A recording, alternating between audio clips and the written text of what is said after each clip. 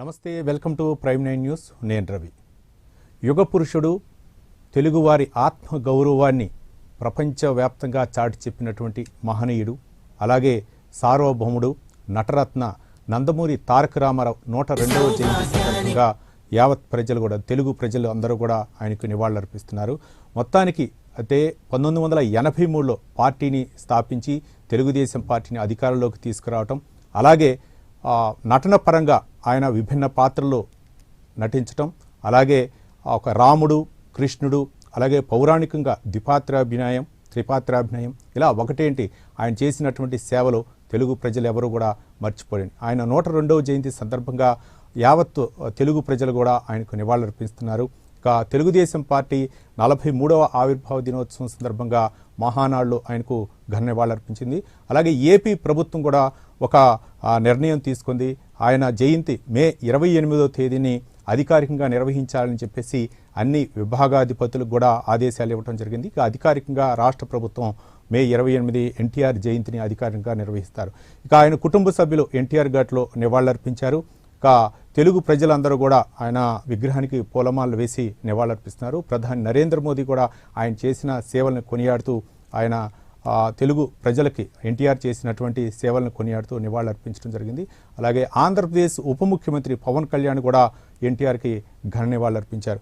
దానికి ఎన్టీఆర్ చేసినటువంటి సేవలు, అలాగే ఆయన ఆ సినీ పరిశ్రమలో రాణించినటువంటి విధానం, అలాగే ముఖ్యంగా పేద ప్రజలకి కూడు, గూడు, గుడ్డ ఇవే నినాదాలతోటి 2 రూపాయల కిలో బియ్యం, ఇలా అనేకమైనటువంటి సంక్షేమ పథకాలను ప్రవేశపెట్టి పేదవాడి గుండెలో చిరస్థాయిగా నిలిచిపోయినటువంటి అన్న ఎన్టీఆర్ 102వ జయంతి సందర్భంగా ప్రత్యేక చర్చా కార్యక్రమం మనం ప్రైమ్ 9 నిర్వహిస్తుంది. ఈ చర్చా కార్యక్రమంలో పాల్గొంటున్నారు శాసనాల వీరబ్రహ్మం గారు, టీడీపీ సీనియర్ నాయకులు.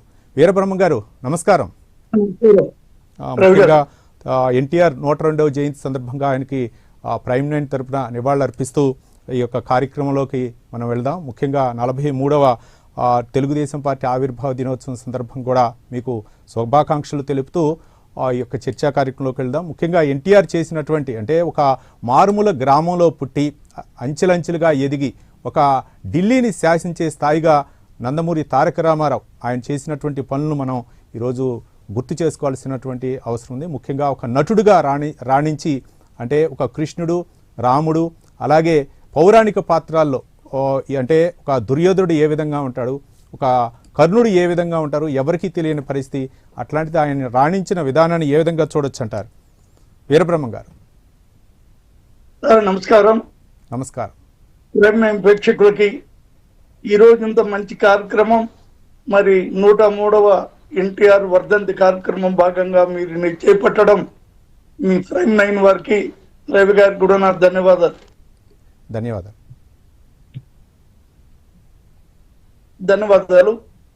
అయితే 1982కు ముందు 1982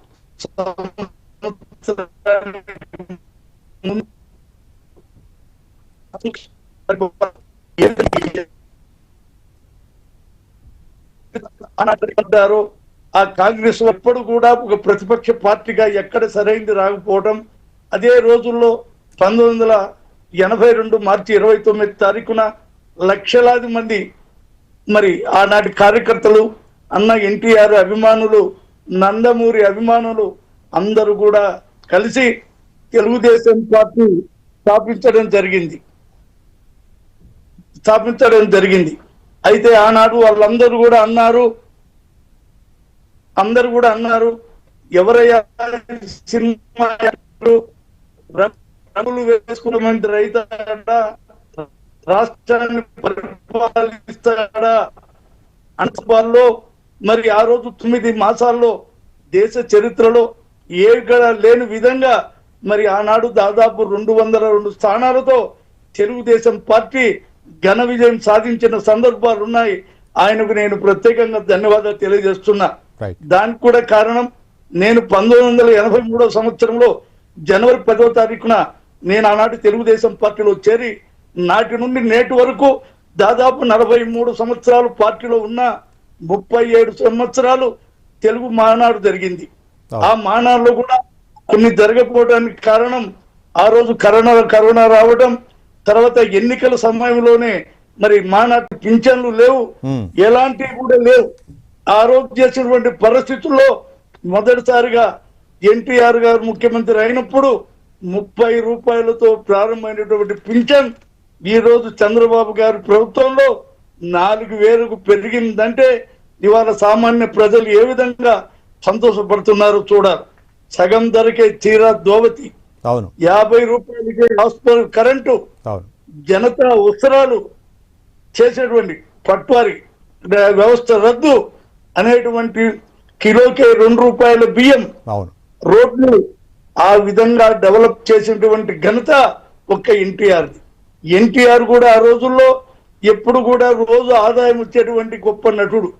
ఎంత గొప్ప నటుడు అంటే ఇంత ఆదాయాన్ని కూడా పోగొట్టుకొని కేవలం ప్రజాసేవ చేయాలని ఇన్ని సంక్షేమ కార్యక్రమాలు చేపట్టినటువంటి వ్యక్తి శ్రీ ఎన్టీ రామారావు గారిని కూడా ఈ సందర్భంగా నేను గుర్తు చేస్తా ఉన్నా. అంతేకాకుండా మహిళల కోసం తిరుపతిలో విశ్వవిద్యాలయం, పద్మావతి యూనివర్సిటీని ఆనాడు స్థాపించిన ఘనత అన్న ఎన్టీఆర్ దని కూడా నేను మీ అందరికీ విజ్ఞప్తి చేస్తున్నా. అదే విధంగా అనేక మారణ హోమాలు జరుగుతున్నా వాటిని కూడా కంట్రోల్ చేసినటువంటి వ్యక్తి శ్రీ ఎన్టీ రామారావు గారు, ఆనాటి ముఖ్యమంత్రిని కూడా నేను మీ ముందు. వీరబ్రహ్మం గారు అంటే తెలుగోడి సత్తా అంటే విశ్వవ్యాప్తం చేయటంలో ఎన్టీఆర్ అయితే మాత్రం నిరంతరం కృషి, ఏ విధంగా ఢిల్లీ పెద్దలకు తెలియజేసే విధంగా ఒక ముఖ్యమంత్రి ఏ విధంగా ఉండాలి, ఆయన తీసుకున్నటువంటి సంక్షేమ నిర్ణయాలు ఏ విధంగా ఉండాలి అనే విధంగా ఆయన తీసుకున్న నిర్ణయాలు ఇప్పుడు కూడా ఆచరణీయంగా ఉన్నాయి. కిలో 2 రూపాయల బియ్యం అవ్వచ్చు, లేకపోతే కూడు గుడ్డ ప్రధానంగా పేద ప్రజలకి ఇవ్వాలి అనే ఉద్దేశంతో తిండి లేక అలంటిస్తున్నటువంటి పేదవాళ్ళని ఆదుకోవాల్సినటువంటి అవసరం ఉందని చెప్పేసి ఎన్టీఆర్ చేసినటువంటి ప్రయత్నం ఏ విధంగా చూడొచ్చు అంట? అందువలనే చేసిన సంక్షేమ కార్యక్రమాలు సామాన్య ప్రజలు కూడా ఆ రోజుల్లో అందరూ రాజభవన్లో ఎక్కడెక్కడో ప్రమాణ స్వీకారం చేస్తుంటే, లేదు నా ప్రజలు, నాకు ఇబ్బందులు పడేటువంటి ప్రజలు వారి సమక్షంలో చేయాలని హైదరాబాద్ లాల్ బహదూర్ స్టేడియంలో మరి ప్రజల సమక్షంలో చేసినటువంటి వ్యక్తి ఆయన.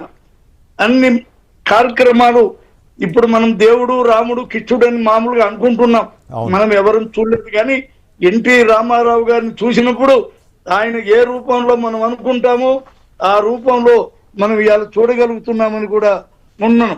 అలాగే సగం స్త్రీలతో పాటు పురుషులు స్త్రీలు సమానంగా ఉండాలని సమాన హక్కు ఆస్తిలో హక్కు కల్పించిన ఘనత నేటికి కూడా మరి ఆనాటి ముఖ్యమంత్రి తెలుగుదేశం పార్టీ వ్యవస్థాపక అధ్యక్షులు శ్రీ నందమూరి తారక రామారావుని కూడా చేస్తా ఉన్నా. అలాగే ఎస్సీ రిజర్వేషన్లు 14 ఉంటే 15%, ఎస్టీలు 4% ఉంటే 6%, అలాగే రాజకీయ రిజర్వేషన్లు కల్పించి ఇవాళ మండలాల్లో గాని జిల్లాలో గాని రాష్ట్రంలో గాని జిల్లా పరిషత్తులు గాని ఉన్నారంటే అది ఆనాటి పుణ్యమని కూడా నేను మీ అందరికి కూడా సభాముఖంగా తెలియజేస్తా ఉన్నా. రిజర్వేషన్ లేకపోతే ఈ తోటి మహిళలు గాని బీసీలు గాని ఎస్టీలు గాని ఎవరైనా సరే ఆ విధంగా ఉండే వల్ల మనమందరూ కూడా ఆలోచించాల్సిన అవసరం ఉంది.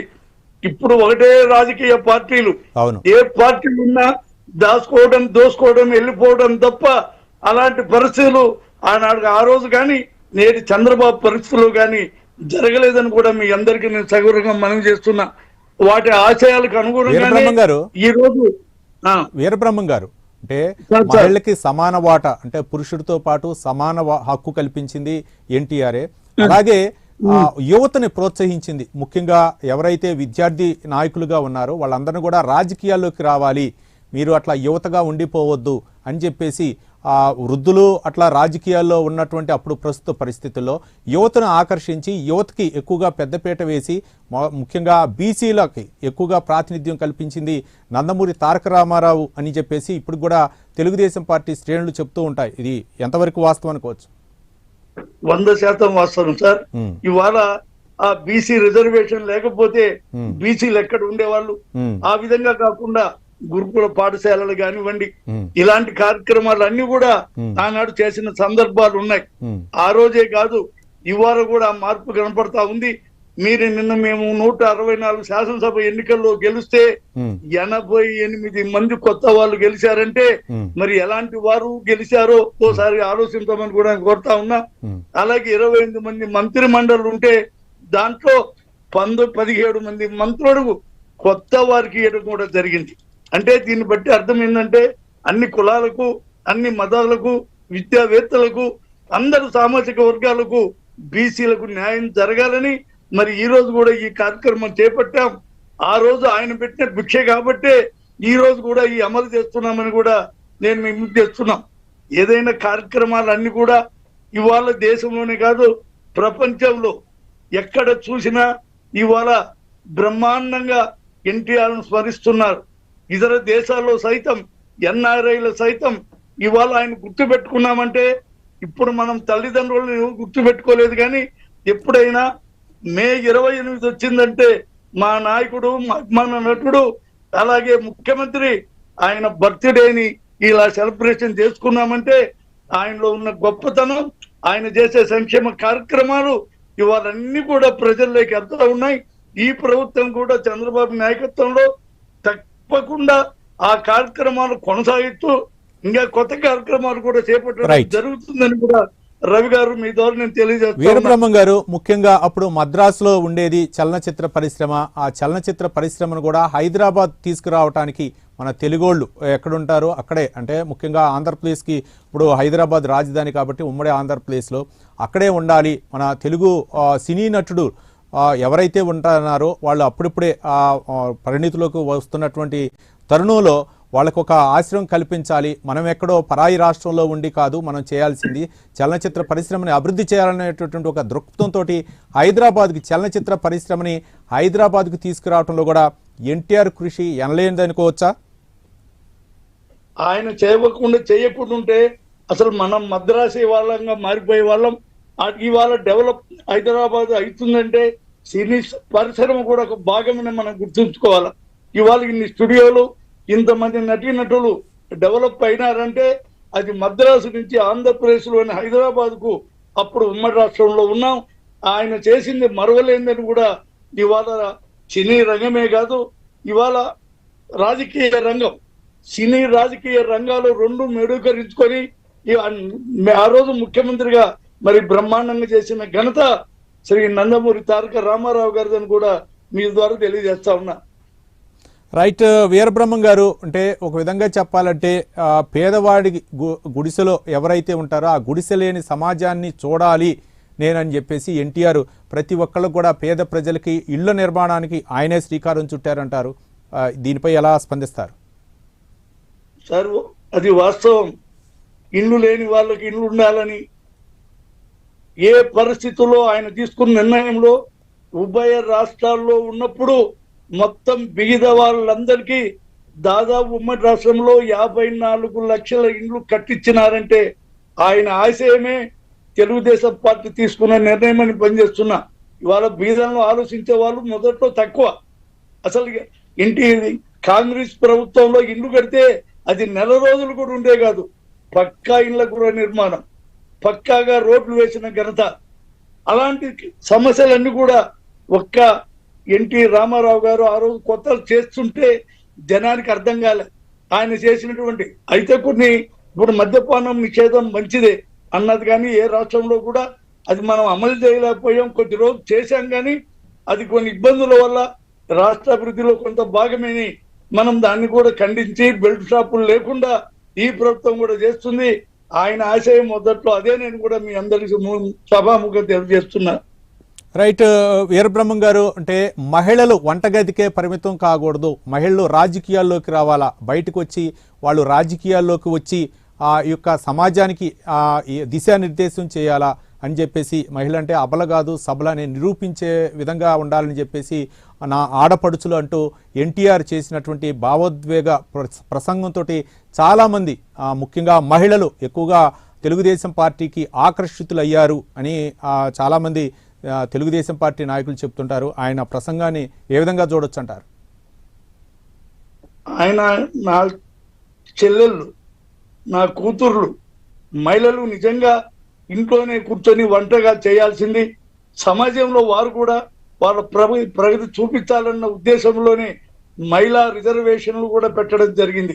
మహిళలకు అన్నిటిల్లో ఇవాళ ఏ స్థాయిలో చూసినా స్థానిక పంచాయతీ బోర్డు మొదలుకొని ఇవాళ జిల్లా పరిషత్తులు కానివ్వండి, ఎమ్మెల్యేల కోటాలలో కానివ్వండి, ఇవాళ మహిళలకు ఇవాళ చేస్తున్నామంటే ఆ రోజు పెట్టిన ఎన్టీ రామారావు భిక్షే ఈ మహిళలకు. వారిని ఇవాళ కూడా ఆడపడుచులందరూ కూడా ఇవాళ ఆయన కొనియాడుతున్నారు. ఇవాళ కడపలో ఇంత మహానాడులో ఆ విధంగా వైభవంగా మహిళలు కూడా ముందు కేకలేసి ఇవాళ వస్తున్నారంటే ఆనాటి స్ఫూర్తే ఈనాడు నిజమైందని కూడా నేను తెలియజేస్తా ఉన్నా. వీరబ్రహ్మం గారు మహిళలకు పెద్దపీట వేశారు. అలాగే వాళ్ళకి ఆస్తిలో కూడా సగభాగం ఇవ్వాలి, మగవారితో పాటు సమానంగా వాళ్ళని కూడా గౌరవించాలి అని చెప్పేసి ఎన్టీఆర్ తీసుకున్నటువంటి నిర్ణయం ఇప్పుడు కూడా చారిత్రాత్మకం అనుకోవచ్చా? బ్రహ్మాండం సార్, ఆ నిర్ణయమే ఆయన చేసుకున్నటువంటి. అయితే ఆ రోజు ఏది మంచి అనుకుంటాడో, ఏది అవసరం అనుకుంటాడో, ఇవాళ చాలా చోట్ల ఉన్నారు, ఆడపడుచులు ఉన్నారు, చాలా చోట్ల కనీసం వాళ్ళకి ఆ సగం కాదు కదా 10% కూడా ఆశించే పరిస్థితిలో లేదు. ఆయన అర్థం చేసుకొని వాళ్ళకు కూడా సమాన హక్కు, అన్నా చెల్లెలుంటే వారికి కూడా సమాన హక్కు ఉండాలనేటువంటి నినాదం ఇవాళ బ్రహ్మాండంగా పనిచేస్తా ఉంది. మహిళలందరూ కూడా ఆయన దేవుడు, ఆయన ఎన్టీ రామారావు అని ఒక నటుడనో ముఖ్యమంత్రి అంటం లేదు, ఆయన దేశంలో కాదు ప్రపంచంలో ఒక దేవుడని ఇవాళ వాళ్ళే కాదు యువత అందరూ కూడా కోరుకుంటున్నారని కూడా నేను తెలియజేస్తా ఉన్నా. వీరబ్రహ్మం గారు 1983-84 దశకంలో అక్కడ జరిగినటువంటి రాజకీయ అనిశ్చితి పరిస్థితిలో ఎన్టీఆర్ ఒక భావోద్వేగానికి గురయ్యి ప్రచారం చేసినటువంటి విధానం అవ్వచ్చు, పూర్తి మెజారిటీ తోటి మళ్ళీ తెలుగుదేశం పార్టీ అధికారంలో వచ్చినటువంటి విధానం అవ్వచ్చు, దాన్ని అన్ని కూడా మీరు యువ నాయకుడిగా ఉండి చూశారు. ఆ సందర్భాన్ని ఏ విధంగా మనం ఊహించవచ్చు?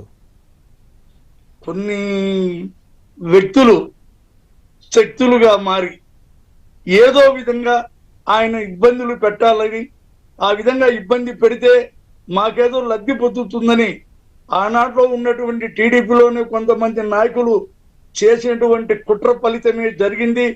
అప్పుడు నేటి తెలుగుదేశం పార్టీ జాతీయ అధ్యక్షులు ప్రస్తుత ముఖ్యమంత్రి చాలా ప్రమాదం జరిగే ఉంది, ఇది ఏదో లోపల జరుగుతుంది, మనం దీంట్లో ఇంటర్ఫీల్ అయిపోయి ఏ విధంగా చేస్తే ఈ రాష్ట్రాన్ని మళ్ళా మనం కాపాడుకోవాలా, ఈ పార్టీలో కుట్రలని ఆ రోజు ఆయన ప్రత్యేకంగా ఒక రకమైన ఆలోచనలు చేసి మరి ఆ రోజు పార్టీని ఆ రోజు ముఖ్యమంత్రిగా ఆయన కొనసాగించడానికి ప్రయత్నాలు చేసినటువంటి వ్యక్తి శ్రీ నందమూరి మన నారా చంద్రబాబు నాయుడు కూడా మీ అందరికీ నేను మనవి చేస్తున్నా.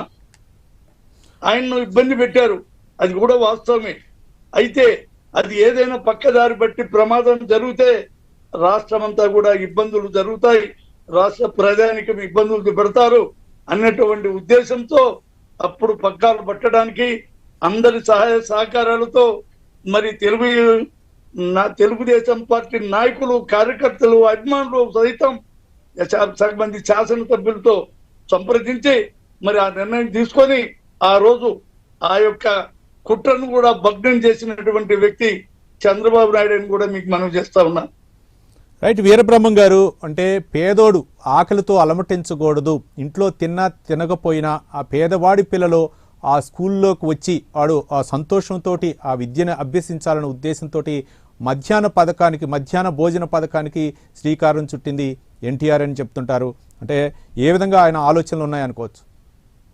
ఆలోచించారు, పేదవాళ్ళు ఉంటారు, ఇబ్బందుల్లో ఉంటారు, స్కూల్కి వెళ్ళి కనీసం భోజన క్యారెట్ తీసుకుపోదామా లేదా అని ఇబ్బందుల్లో ఉంటారు. వాళ్ళకు కూడా మనం మధ్యాహ్నానికి ఒక భోజనం పెడితే వాళ్ళు సుఖంగా ఆ స్కూళ్ళల్లో క్లాసులలో ఉండి వాళ్ళు కూడా భోజనం చేసుకొని సక్రమంగా చదువుతారని మధ్యాహ్న భోజన పథకం ప్రవేశపెట్టింది ఆనాటి ముఖ్యమంత్రి, జాతీయ రాష్ట్ర వ్యవస్థాపక అధ్యక్షులు శ్రీ నందమూరి తారక రామారావు అని మనం చేస్తా ఉన్నాం. ఇలాంటి మంచి కార్యక్రమాలు చేపట్టబట్టే ఆనాటి నుంచి నేటికి కాదు ఇంకా 100 సంవత్సరాలైనా నిత్యం ప్రతి మే 28న ఇలాంటి నాయకుడికి నివాళులు అర్పించడం రాష్ట్ర దేశ ప్రజలకు అది ఎంతో రుణపడి ఉన్నామని కూడా నేను ఈ విధంగా మనవి చేస్తా ఉన్నా. నటన విషయానికి తీసుకుంటే ఎన్టీఆర్ ఎక్కడా కూడా అంటే ఒక ద్విపాత్రాభినయం అవ్వచ్చు, త్రిపాత్రాభినయం అవ్వచ్చు, ఒక కర్ణుడు ఏ విధంగా ఉంటారు, అలాగే ఒక దుర్యోధనుడు ఏ విధంగా ఉంటారు అనే విధంగా కళ్ళకు కట్టినట్లు చూపించినటువంటి సందర్భాన్ని మీరు ఏ విధంగా వర్ణిస్తారు వీరబ్రహ్మం గారు?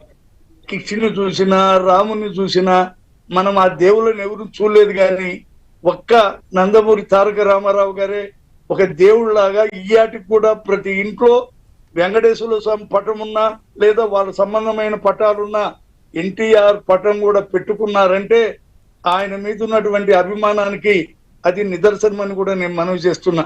మరి ఈరోజు కోట్లాది రూపాయలు ప్రతి సినిమాలు తీసి ఆ రోజుల్లో లక్షల రూపాయలు వచ్చినా వీటన్నిటిని అవసరం లేదు, ప్రజల కోసమే నేను సేవ చేయాలని సినీ రంగంలో ఆయన మద్దతు వదిలేసి రాజకీయ రంగ ప్రవేశం చేశాడు.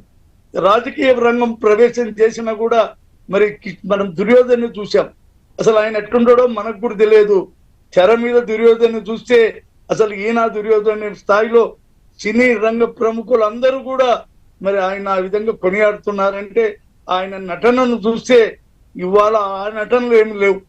ఇవాళ పొద్దున్న లేస్తే మనం చూసే డ్యాన్సులు ఇవి కాదు ప్రజలకు.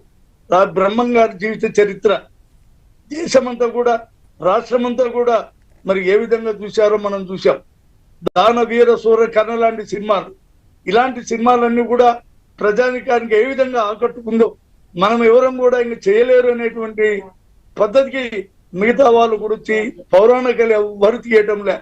ఏదో సాంఘిక సినిమాలు తీయటం ఏదో కాలయాపన తప్ప సాంఘికమైన పౌరాణికమైన జానపదంలో కూడా అంత గొప్పగా చేసినటువంటి వ్యక్తి ఈ శ్రీ నందమూరి వీరబ్రహ్మం గారు.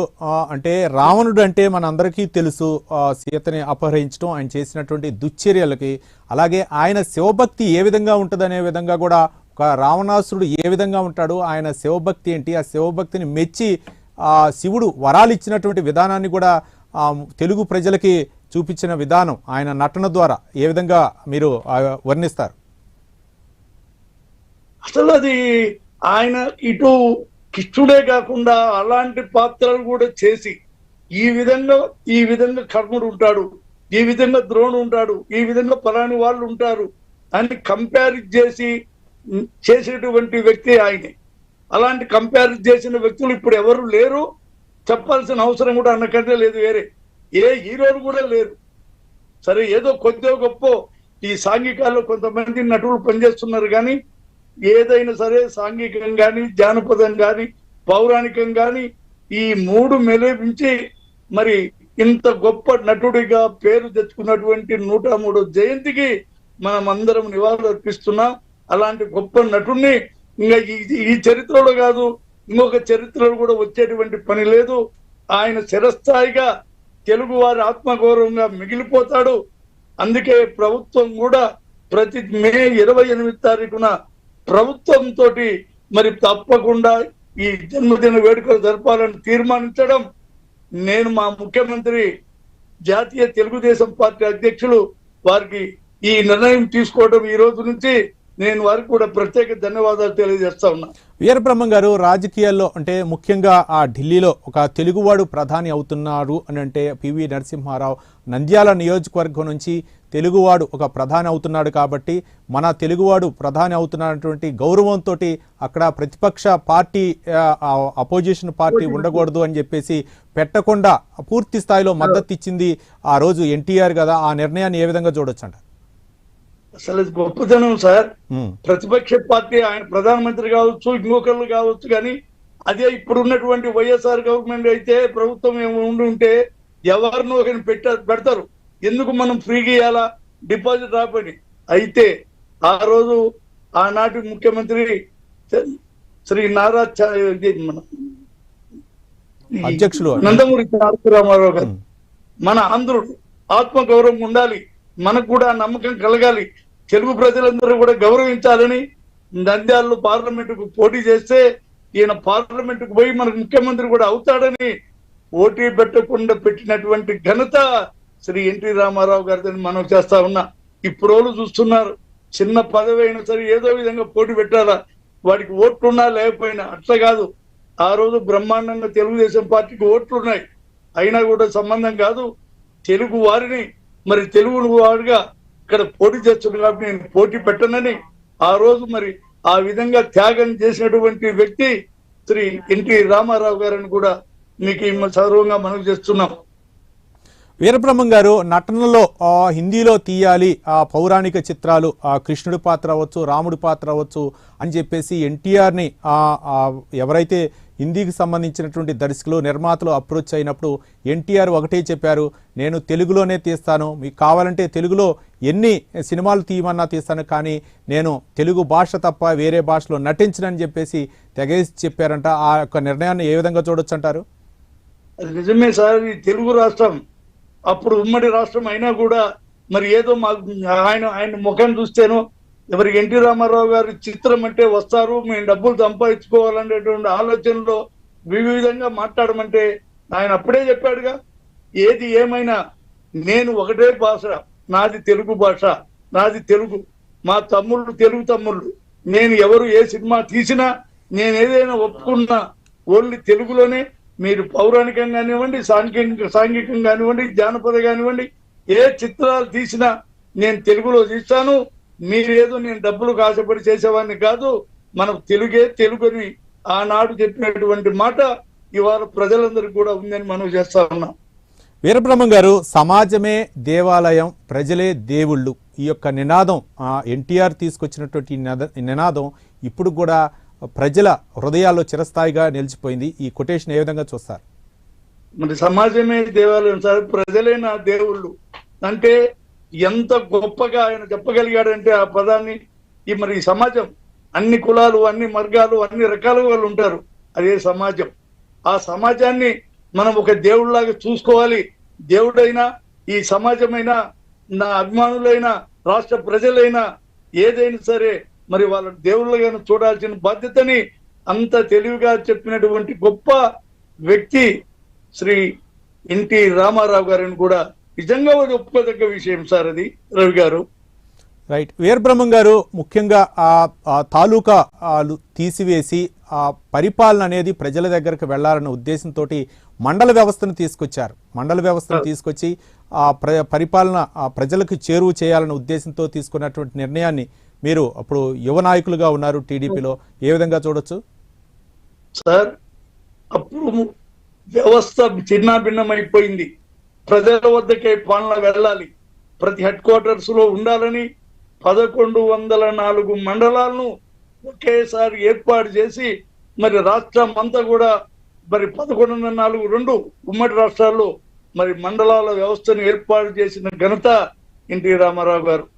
అందువల్ల ప్రజలు ఎక్కడికి పోకుండా ఆ రోజు అదే మండలంలోకి వెళ్ళి ప్రతి సమస్యలు కూడా పరిష్కరించుకోగలిగినారంటే ఎంతో ఆనందం. అంటే మనం ఎన్నో జిల్లా హెడ్ క్వార్టర్స్ కు 100-200 కిలోమీటర్లు పోయేది కాదు. ఇప్పుడు ఆ ప్రాంత మండలంలోనే ఒక మండలాలు ఏర్పాటు చేశాడు, ప్రజలు ఏర్పాటు చేశారు, మండల పరిషత్ ఏర్పాటు చేశాడు. 3 కూడా ఉమ్మడిగా ఉండాలని, ఎవరు కూడా పక్కకి వెళ్ళేది కాకుండా. ఇప్పుడు అట్లా ఉండదు, ఒక ఊర్లో మండలం ఉంటుంది, ఒక ఊర్లో ట్రెజరీ ఉంటుంది, ఇంకో చోట ఇంకో రకంగా ఉన్నాయి.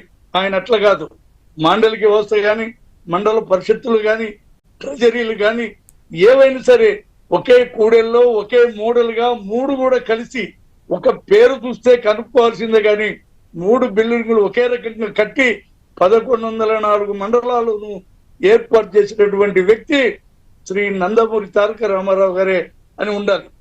ఆ రోజు పట్వారీ వ్యవస్థ వల్ల తెలంగాణ ఏరియాలో అనేక కష్ట నష్టాలు పోతే వాళ్ళని కూడా తొలగించి మరి ఆ వ్యవస్థను కూడా రద్దు చేసినప్పుడు ఆ రోజు రాష్ట్రంలో అందరూ కూడా హర్షించారని కూడా నేను మనం చేస్తాను. అదే పటేల్ పట్వారీ వ్యవస్థ, పటేల్ పట్వారీ వ్యవస్థ. రైట్.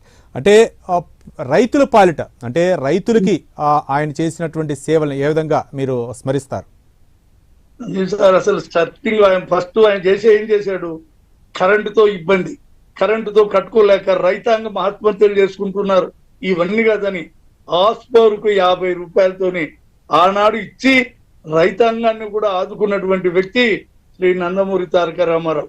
రైతులకు సబ్సిడీ, విత్తనాలకు సబ్సిడీ, ఇక పనిముట్లు కావాలన్న సబ్సిడీ ఆ రోజు ఎన్ని కూడా ప్రకటన ఆయనకు ఆలోచన ఉంది. ఈ రైతులకు కానీ ఎవరికైనా చేయాలంటే వాళ్ళ ఇబ్బందులు ఏందని కొంత సమాచారం కూడా సేకరించుకొని రైతులకు అండగా నిలిచాడు. లిఫ్ట్ ఇరిగేషన్లు పెట్టాడు.